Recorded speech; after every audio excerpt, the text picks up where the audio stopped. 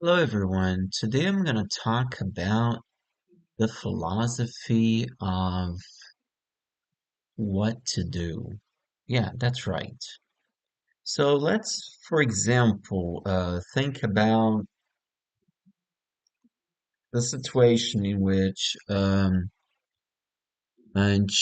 group of people are in a desert and there's absolutely nothing in the desert. So they say, okay, well, since we have nothing to do, right? And let's pretend this is kind of like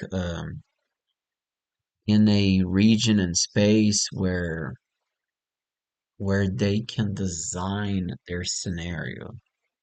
This probably is going to be something common with the popularity of VR, virtual reality, and stuff like that. So let's pretend that a group of people are connected in this simulation, but they are in a complete desert in this world.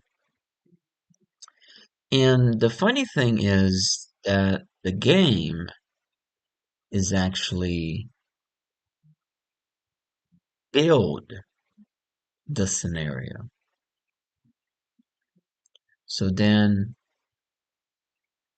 so that's a way for them to enjoy their time, right?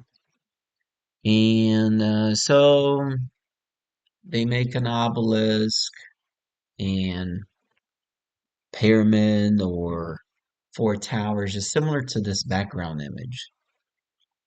And they create the grid lines and they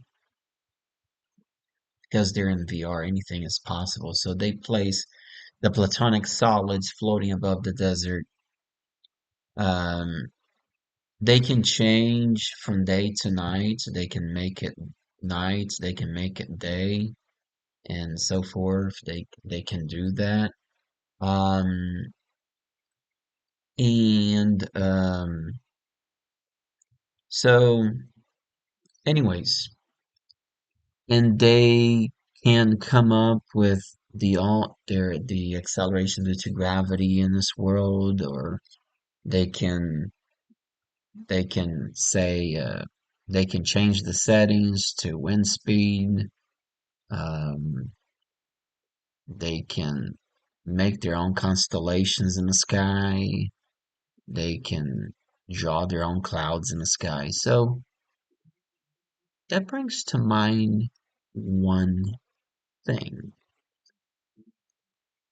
When people get bored, okay, which, well, getting bored can be very, very dangerous too.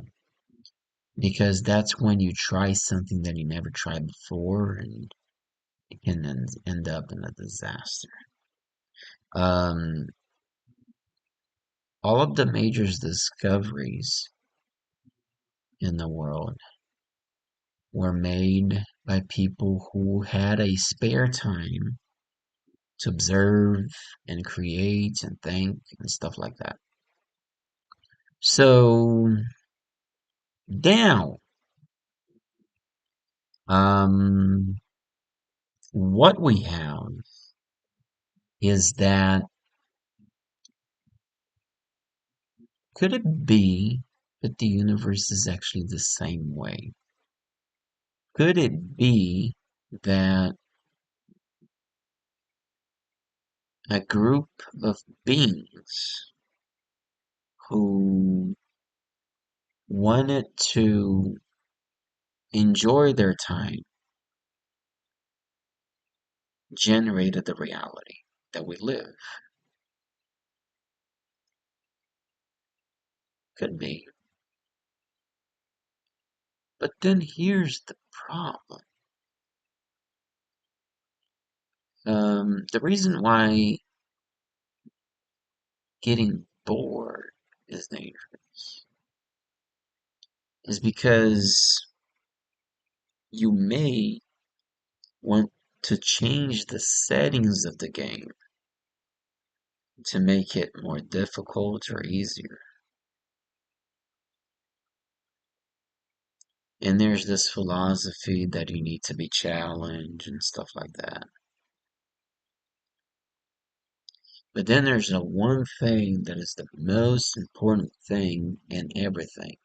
That is living a calm, peaceful life and practicing a lot of exercise.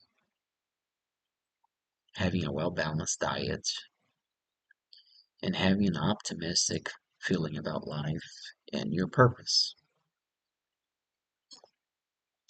So there's many things that we can talk about in philosophy for the purpose, existence, drawings. Computers can allow us to do anything really.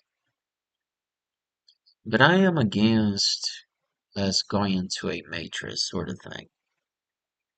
Because imagine if we are already in a simulation and we enter a simulation within a simulation. Man, that's crazy.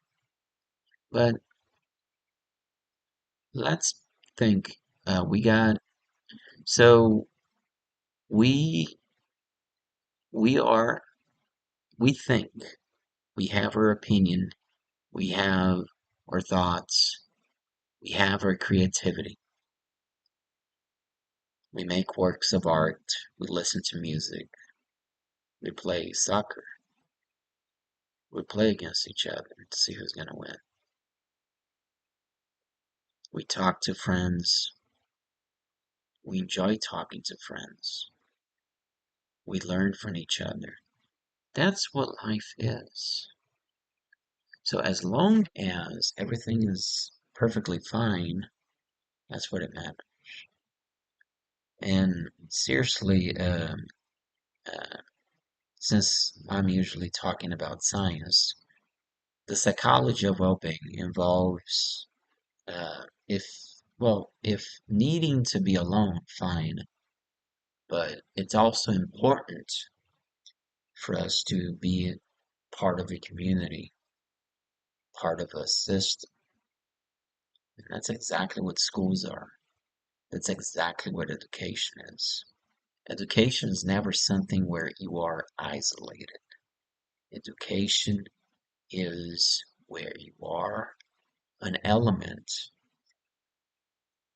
where we're all working together for a purpose, be it a discovery, a creation, or a new idea.